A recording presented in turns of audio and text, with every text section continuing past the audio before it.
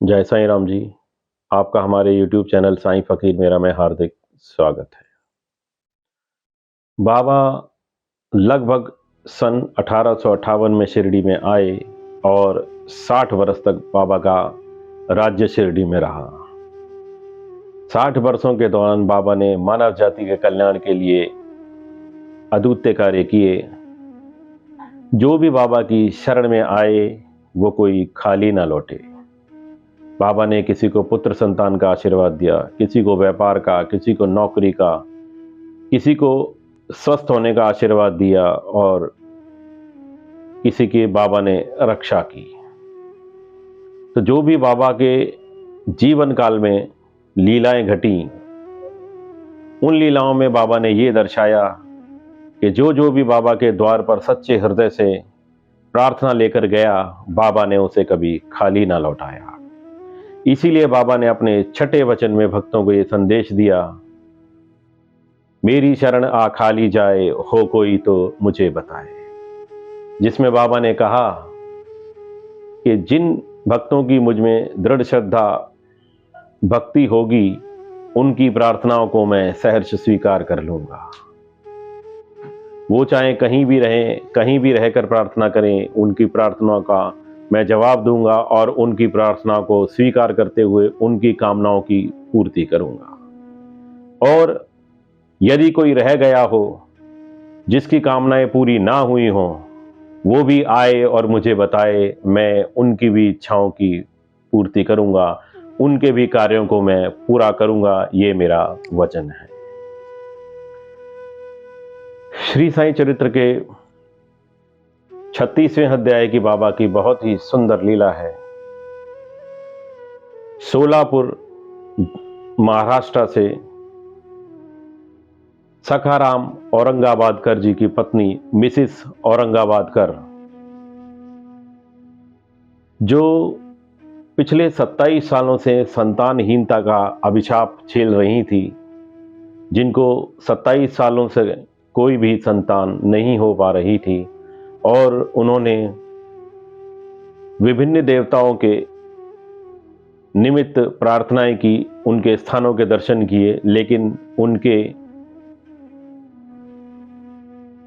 संतान की प्राप्ति नहीं हो पाई। इस घटना से वो इतनी निराश और हताश हो चुकी थी कि उन्हें ये लगता था कि मेरा जीवन शायद व्यर्थ चला जाएगा।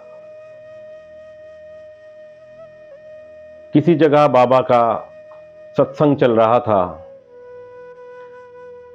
वहां पर किसी व्यक्ति ने उन्हें बताया कि बहन, शिरडी में श्री साईनाथ महाराज के नाम के संत रहते हैं। अगर आप उनके चरणों में जाएंगी और याचना करेंगी, तो मेरा यह मानना है कि आपकी ये कामना अवश्य पूरी होगी। यही मन में विचार लिए, यही भावना लिए वो शिरडी आ गई। 1.5 से 2 महीने लगभग वो शिरडी में रहीं। उस समय बाबा के भक्तों के दर्शन करने के लिए हजारों की संख्या में भक्तगण आया करते थे। कभी 5,000, कभी 7,000, कभी 10-11 हजार हो जाया करते थे। तो इसलिए उस माई को बाबा तक पहुंचने का कोई उपयुक्त अवसर ना मिल पाया।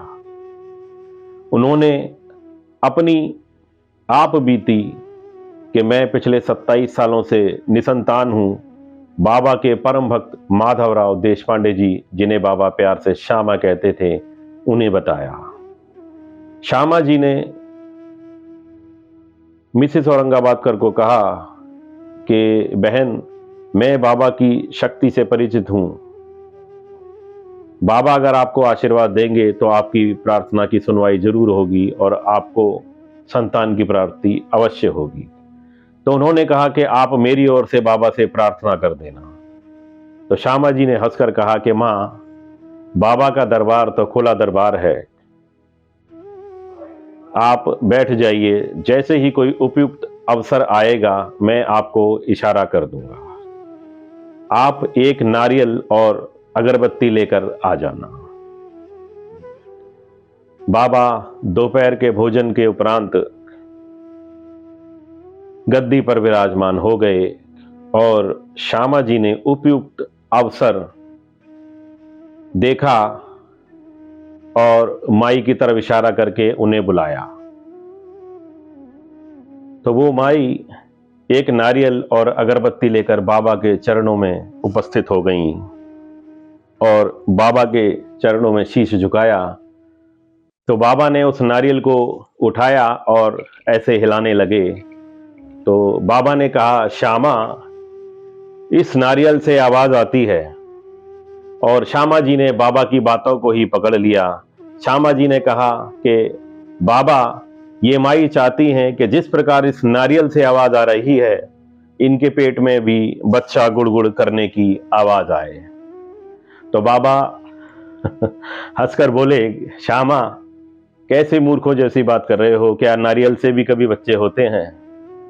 तो श्यामा जी ने भी मुस्कुराकर बाबा से कहा, बाबा, कि मैं आपकी शक्ति से सर्वविदित हूं और मैं आपके वचनों की शक्ति को जानता हूं कि आपने अगर इस माई को आशीर्वाद दे दिया तो इसके यहां बच्चों का तांता लग जाएगा। बाबा बार बार नारियल श्यामा को फोड़ने के लिए कहते, लेकिन श्यामा जी बार बार नारियल उठा करके अपने पास रख लेते और प्रार्थना करते कि ये नारियल आशीर्वाद देकर इस माई को वापस लौटा दो। ऐसा 3 4 5 बारी हुआ। पर बाबा ने कहा, ठीक है, मैं इन्हें आशीर्वाद देता हूं कि इन्हें संतान की प्राप्ति होगी। तो श्यामा जी ने कहा कि बाबा, इनको कितने समय में संतान होगी? तो बाबा ने मुस्कुराकर उत्तर दिया कि इन्हें 12 मास में संतान होगी। वो माई बाबा का आशीर्वाद लेकर के द्वारका माई के नीचे आ गईं, उतर आईं। उस माई ने श्यामा जी से फिर पूछा, क्या मुझे संतान होगी? तो श्यामा जी ने कहा, बहन, जो बाबा ने आपको आशीर्वाद दिया है, मैं उस आशीर्वाद का और उन वचनों का साक्षी हूं। मैं आपको यह कह रहा हूं कि आपको संतान अवश्य होगी, और अगर ऐसा नहीं हुआ तो मैं यही नारियल साईं बाबा के सर पर फोड़ कर दूंगा और उन्हें द्वारका माई से निकाल दूंगा। मैं आपको ये आश्वासन दे सकता हूं। और अगर मैं इसमें असफल रहा तो मैं स्वयं को माधव नहीं कहूंगा।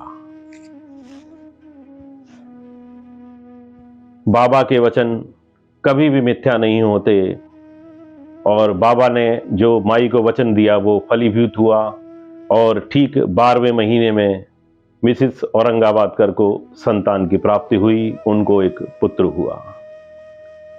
अपने छोटे से 5 महीने के उस बालक को उन्होंने बाबा की गोदी में लाकर डाला और अपने पति के साथ बाबा की चरण वंदना की, और बाबा ने उनके पुत्र को दीर्घायु होने का आशीष दिया।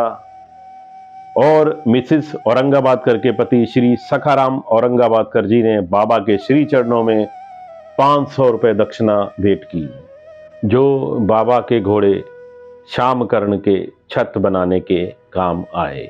उस समय लोगों की पूंजी 100, 200, 250, 300 रुपए हुआ करती थी, और औरंगाबादकर जी ने अपने पुत्र प्राप्ति के उपलक्ष्य में बाबा को 500 रुपए अपने जीवन की आजीवन पूंजी भेंट की। ये थी बाबा के वचन की सार्थकता और विदितता, जो उन्हें पता लग गया। तो श्यामा जी ने बाबा के बिहाव पर जो वचन दिया वो फलीभूत हुआ। तो बाबा ने अपने इस वचन को सार्थक किया कि मेरी शरण आ खाली जाए, हो कोई तो मुझे बताए। मैं अपने चैनल के माध्यम से अपने प्रिय दर्शकों से ये कहना चाहता हूँ कि आप जो हमारे चैनल को प्यार दे रहे हैं वो हमेशा देते रहिए।